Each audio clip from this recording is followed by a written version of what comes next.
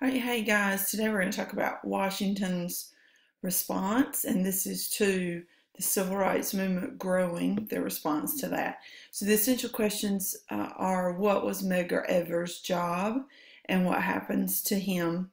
What famous speech does Dr. Martin Luther King give, which you can probably already name? And explain the Civil Rights Act of '64 and the Voting Rights Act of '65. Okay? So we're going to start with sort of what's going on in Washington, D.C. November 1960, John F. Kennedy won the presidency by a very slim margin over Richard Nixon. He supported civil rights, Kennedy did, but at the same time, he doesn't really want to anger the Southern Democrats that were actually against civil rights. So, he's wanting to bring them along with him and get reelected. So he sort of, we would say, rides the fence on it. 1961, with Freedom Rider violence, Kennedy finally acknowledges he's got to do something. So the Freedom Riders, as you may recall, are the ones riding on the buses, integrating buses, and going into these bus stations and integrating those bus stations. And so, there's a lot of pushback about that in these southern towns. There's a lot of people violently attacking these Freedom Riders. So Kennedy decides, it's time that he really does something. This is getting out of hand. I also need to mention Medgar Evers. He worked for the NAACP, and I have a picture of him. And he actually was putting his children in the car, and he was gunned down in the driveway of his own home with his wife watching, and children. Really, really awful. So that's Medgar Evers. So he's gunned down outside of his own home. So things are really amping up here, really, really terrible. In August of 1963, though, we have the March on Washington, where 200,000 people approximately came and marched for African Americans for jobs and for freedom, because they had been turned away from jobs because of the color of their skin and had been discriminated against so much. Their freedoms were violated. And it is here that Dr. King gives his famous "I Have a Dream" speech. I want to show you a couple of pictures from that. So the first one, March on Washington, is right here as they're marching. And that's a pretty cool picture of Dr. King there in color. Here's another one of him giving the "I Have a Dream" speech, which is also really awesome, on the steps of the Lincoln Memorial, which, if you've never been there, you should go. It's huge, and Lincoln is just so amazing in that monument. And of course, Dr. King gives this speech at the Lincoln Memorial because it was Lincoln who pushed for and advocated for the 13th Amendment, and of course issued the Emancipation Proclamation to end slavery in the states in rebellion. So that's a really cool picture. I do also have audio of the "I Have a Dream" speech, and I'm going to play just a little bit of that, which you're familiar with, but I think it's cool to hear him. I have a dream that my poor little children will one day live in a nation where they will not be judged by the color of their skin, but by the content of their character. I have a dream today.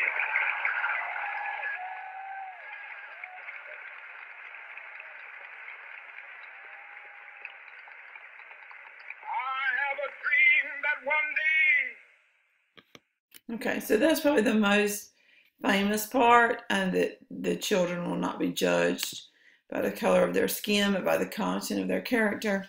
And I think that's how we would all like to be judged. So anyway, that was cool that we have that clip. 3 months later, John F. Kennedy, will be assassinated, and Lyndon B. Johnson will take over as president.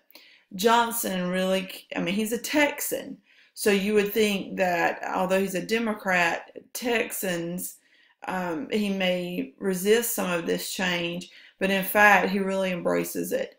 And it says he proposed a civil rights bill into Congress. The Senate filibusters the bill, which means to try to talk the bill to death. So the Senate is trying to prevent the civil rights bill from happening, which shows you how much these civil rights activists were up against. But cloture is called, and the debate ends. The Civil Rights Act does pass. Cloture is to close the discussion and to vote. And so the Civil Rights Act of 1964 is passed. So there's going to be a more restrictive one on voting, in particular the following year. But this one is like the start. So the start with the Civil Rights Act said there should be no different voting standards for whites and blacks. It should all be the same. Basically, as you recall from Jim Crow and black codes, we were basically just trying to restrict African Americans from voting via poll taxes, literacy tests, all sorts of things. And this is saying none of that should be. Okay. It also said no discrimination in public areas such as motels, restaurants, gas stations, theaters. If you recall a blast from the past, W.E.B. Du Bois, who is going to be basically the founder of NAACP, took himself and several other men to Niagara Falls, New York, to meet to form the NAACP, and he was refused a room because he was African American. So they had to go over into Canada. So that's this has been going for a while now, folks. Discrimination against African Americans in all these public areas, either told they couldn't stay there or be there, or told they had to be in a different section of the building or room. Also, it said federal money would be withheld from programs that discriminate. So, if you are receiving federal money and you're discriminating against African Americans, this is going to say, you're not getting our money anymore. And I will tell you that money always talks. If when this got placed in the Civil Rights Act, that got folks' attention because they did not want to lose their federal funding. And no discrimination on the basis of race, sex, or religion by employees. That should be employers. EEOC is Equal Employment Opportunity Commission. And this is saying that, you should have an equal opportunity to get a job. It doesn't matter what your race is, if you're male or female, what your religious background is.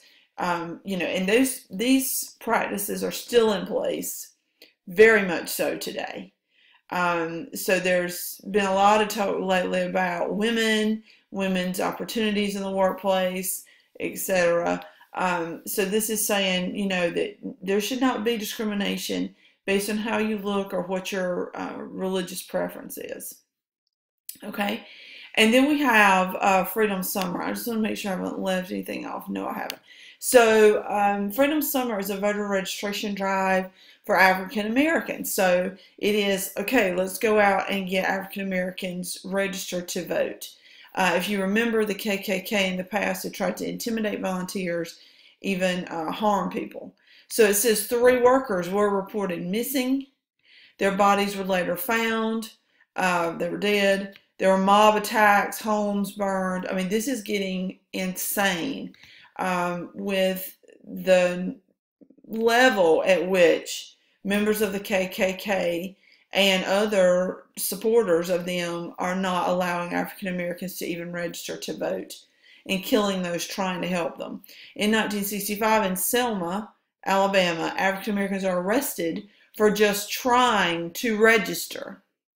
So Alabamians are arresting African Americans for trying to register to vote. So Dr. King decides to march, called the Selma March. It says armed state troopers charged into the crowd with whips, clubs, tear gas, and again, TV show the violence. They walk across a famous bridge in Selma, Alabama. I will show you that right now. Here is the bridge. That's a really cool picture. Crossing over the bridge here into Selma. And then they're going to be met with this. It's called Bloody Sunday because this was a Sunday, and you see what they're met with.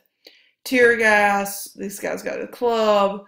I mean, it was bad. It was really bad how they're just beaten and treated. And it says, of course, I mentioned TV show all this.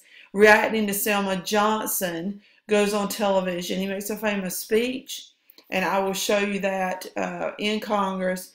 And you'll hear the song too, "And We Shall Overcome."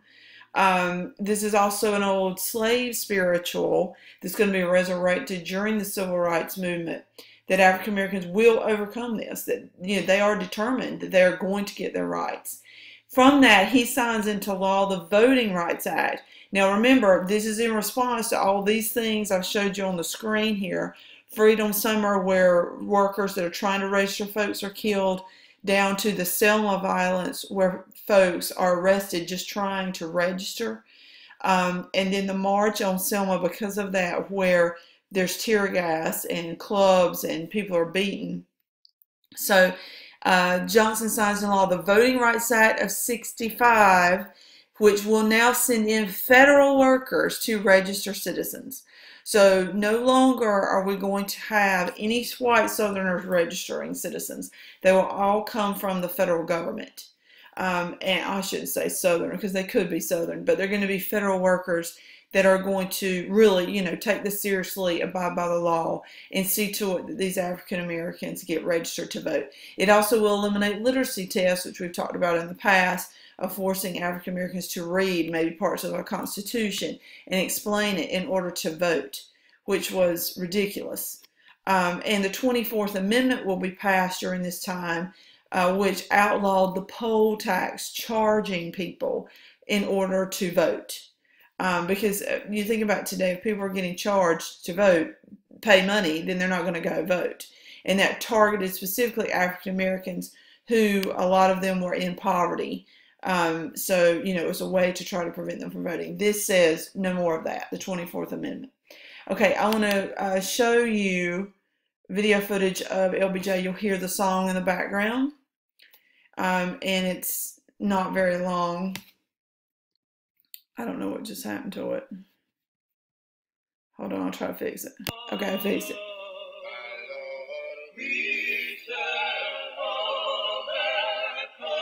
What happened in Selma is part of a far larger movement which reaches into every section and state of America. Their cause must be our cause too. Because it's not just Negroes, but really it's all of us who must overcome the crippling legacy of bigotry and injustice. And we shall overcome. Okay, so, him saying that on TV, and we shall overcome, embracing the African American Civil Rights Movement to that extent was a huge deal. His legacy here is that he was certainly an advocate for civil rights. And with him came in the Civil Rights Act and the Voting Rights Act, which are huge, absolutely huge. So let's go back then to your essential questions, and they are, what was Medgar Evers' job and what happens to him? Okay, he is going to work for the NAACP, and he is shot outside of his home and killed. What famous speech does Dr. Martin Luther King give? Of course, that speech is the I Have a Dream speech, where more than 200,000 people march on Washington, and he goes to the Lincoln Memorial and gives that famous speech. And explain the Civil Rights Act and Voting Rights Act. So this one's a little longer. Civil Rights Act, no different voting standards for blacks and whites. Sometimes people confuse that with Voting Rights Act, so make sure you get that in civil rights. Also, no discrimination in public areas, and federal money would be withheld from programs that discriminate. And employers could not discriminate against employees on the basis of race, sex, or religion.